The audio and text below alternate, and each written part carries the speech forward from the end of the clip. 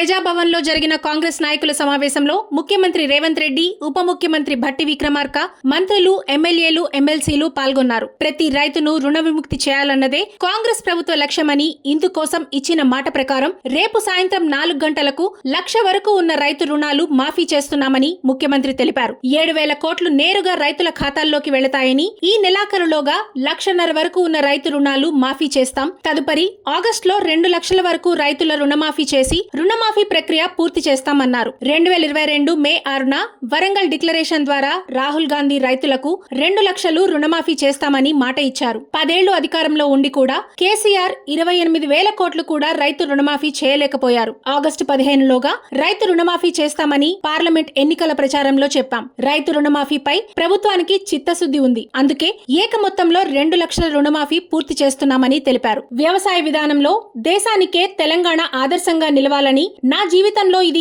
ఎప్పటికీ గుర్తుండిపోయే రోజని సీఎం అన్నారు. మనం చేస్తున్న మంచి పనిని ప్రజలకు వివరించాలని, అందుకోసం గ్రామ, మండల, నియోజకవర్గ స్థాయిలో కార్యక్రమాలు నిర్వహించాలని అన్నారు. దేశంలో ఏ రాష్ట్రం కూడా ఒకే విడతలో 31,000 కోట్లతో రుణమాఫీ చేయలేదని, దీనిపై సగర్వంగా ఎంపీలు పార్లమెంట్లో ప్రస్తావించాలని సూచించారు. రేపు గ్రామాల్లో, మండల కేంద్రాల్లో కూడలి నుంచి రైతు వేదికల వరకు బైక్ ర్యాలీలు నిర్వహించాలని, ఎక్కడికక్కడ ఒక పండుగ వాతావరణంతో సంబరాలు జరపాలని అన్నారు. 7 నెలల్లో మన ప్రభుత్వం సంక్షేమానికి 30,000 కోట్లు ఖర్చు చేసిందని మరోసారి గుర్తు చేశారు.